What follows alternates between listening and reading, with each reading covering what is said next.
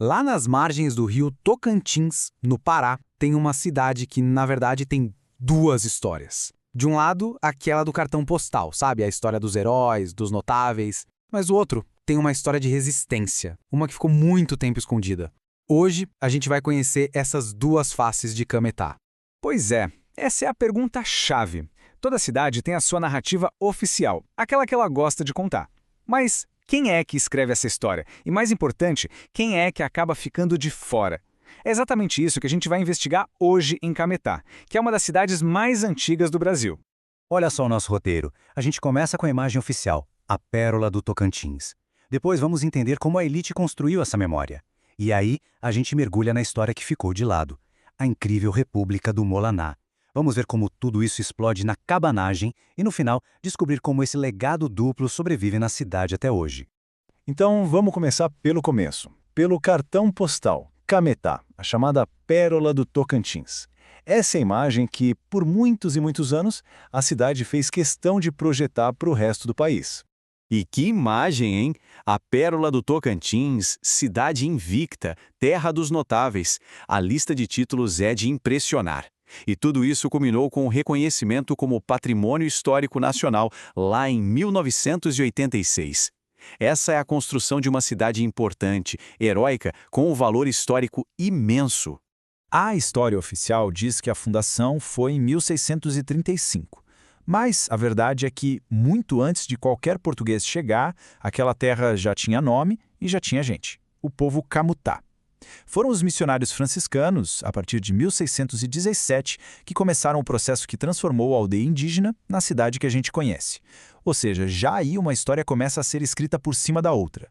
Ok, mas como é que se constrói uma história assim, tão grandiosa? É aí que a gente entra na memória da elite.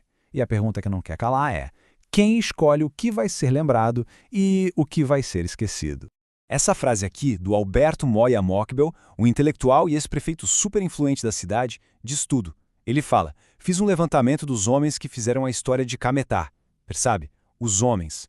Essa visão resume perfeitamente como a história oficial foi escrita, com foco nos grandes homens da política, da religião, e todo o resto ficou de fora. Sabe, existe um conceito para isso. O historiador Eric Hobsbawm chama de tradição inventada. É basicamente quando um grupo que está no poder cria ou então seleciona algumas histórias e símbolos para justificar a própria importância. Títulos como Terra dos Notáveis, por exemplo, não apareceram do nada. Fazem parte dessa construção, dessa memória fabricada para um propósito bem específico. Então, o resultado final é esse. Ao focar só na elite política e religiosa, essa história oficial acabou jogando para o escanteio e até apagando a participação fundamental de outros grupos. A contribuição gigantesca da população negra, por exemplo, ficou totalmente nas sombras dessa narrativa. E que história incrível estava nessas sombras. Agora sim, a gente entra no coração da narrativa esquecida, a República do Molá, a história da resistência. E olha, o que a gente vai descobrir aqui muda totalmente a nossa perspectiva sobre Cametá. Só para a gente ter certeza que estamos na mesma página, um quilombo era muito, mas muito mais do que um esconderijo. Eram verdadeiras comunidades de resistência formadas por pessoas que conseguiam escapar da escravidão. E muitas delas, como a gente vai ver, se tornaram sociedades superorganizadas, autossuficientes.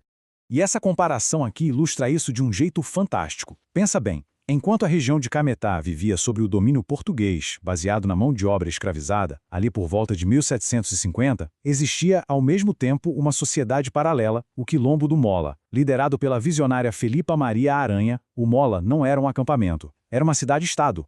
Uma república com código civil próprio, com sistema de governo, era uma contra-sociedade totalmente organizada.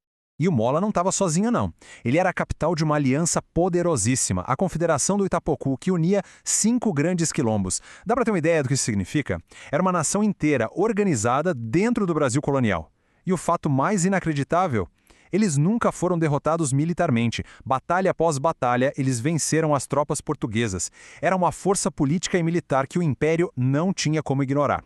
Todo esse espírito de resistência, toda essa força, nos leva direto para o clímax da nossa análise. É aqui que as duas histórias de Cametá, a oficial e a da resistência, vão bater de frente de uma forma explosiva, na cabanagem. A cabanagem foi nada mais nada menos que a maior revolta popular da história da Amazônia. E em 1835, Cametá se torna o olho do furacão. O líder cabano Ângelo Correa toma a cidade, assume a presidência e faz de Cametá, por um período curto e totalmente revolucionário, a capital de toda a província do Grão-Pará. Mas a gente sabe, né? A história muitas vezes é escrita por quem vence. A elite, assim que retoma o poder, corre para reescrever os fatos, chamando os revoltosos de anarquistas só para tirar a legitimidade da luta deles. Certo. E hoje? Como é que essas duas narrativas, a oficial e a da resistência, convivem uma com a outra? É isso que a gente vai ver agora no legado que Cametá carrega até hoje. A identidade de Cametá hoje é uma fusão super rica e complexa de todas essas histórias. Tem a base indígena dos camutás, a estrutura que veio dos colonizadores portugueses, a força e a cultura das comunidades quilombolas e ainda a contribuição de famílias de judeus sefarditas que ajudaram a desenvolver a cidade. É a soma de tudo isso que forma a Cametá de hoje. E essa cultura toda está viva, pulsando na cidade. O próprio rio Tocantins, que foi palco de tanta história de colonização e de fuga, hoje é o cenário do Carnaval das Águas. É um evento super vibrante que, inclusive, já foi reconhecido como patrimônio cultural e que celebra a identidade do povo ribeirinho e a alegria de Cametá. E o mais legal é que dá para caminhar por essa história. Existe um roteiro turístico que funciona como um museu a céu aberto, conectando os pontos históricos da cidade. A igreja matriz, que é imponente, o antigo prédio da aldeia, a sede da prefeitura, o casario antigo. Cada um desses prédios conta um pedaço dessas histórias, tanto a oficial quanto a da resistência. E assim, a gente chega ao fim. A grande lição que Cametá nos dá é muito poderosa. A história não é um livro fechado, é um debate, uma conversa que acontece todo dia, nas ruas, nas praças. Isso nos leva a pensar, e ao nosso redor? Nas nossas próprias cidades, quantas outras histórias incríveis de luta, de resiliência ainda estão aí, só esperando para serem contadas.